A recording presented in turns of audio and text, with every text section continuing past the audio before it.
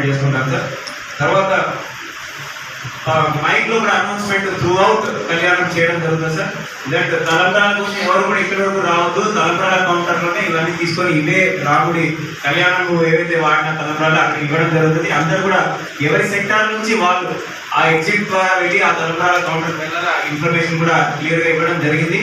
అక్కడికి వెళ్తే ఇబ్బంది లేకుండా పబ్లిక్ కి ఆ తలంబ్రాలు ఇచ్చే అవకాశం ఉంటుంది కాబట్టి ఇది కూడా అనౌన్స్మెంట్స్ చేయాలి. మంచి కూడా ప్రత్యేకంగా మీ అందరూ కూడా రిక్వెస్ట్, ఇవన్నీ కూడా పండాల్సి కావాలి, పండాల్సి ఉన్నాయి కాబట్టి దయచేసి బయట ఫైర్ ఇవి ఇంజన్స్ ఉంటాయి, మెషిన్స్ ఉంటాయి, కానీ లోపల మాత్రం దయచేసి fire extinguisher doing the insulation process VIP section, UAP సెక్షన్తో పాటుగా సామాన్య ప్రజలకు సెక్టర్స్తో కూడా మీరు మన లోకల్ పోలీస్తో కూడా ఒక కోఆర్డినేషన్ చేసుకొని ఫైర్ ఫైటింగ్ స్మాల్ ఎక్విప్మెంట్స్ కూడా సాధ్యమైన వరకు అందుబాటులో పెట్టుకోవాలి. ఎక్కడైనా పొరపాటున షార్ట్ సర్క్యూట్ వల్ల కానీ లేదా ఇతర దీనివల్ల కానీ స్మాల్ స్కేల్లో ఉన్నప్పుడు దాన్ని ఎక్స్టింగ్విష్ చేసే విధంగా మీరు చర్యలు తీసుకోవాలని కూడా కోరుతాం. పబ్లిసిటీ ఇవ్వాల్సిందిగా కోరుతా ఉన్నాం.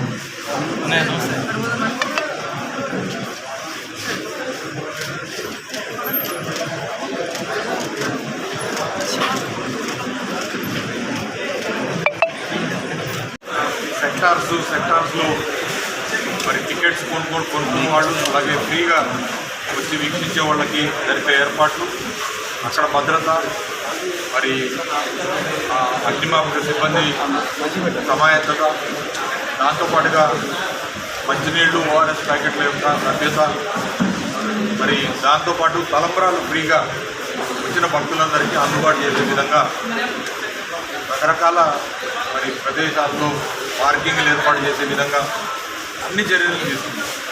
దాదాపు ఒక 15,000 నుంచి 20,000 మంది టికెట్లు ఆన్లైన్ కానీ ఆఫ్లైన్ కానీ కొనుక్కునే వాళ్ళు వస్తారు.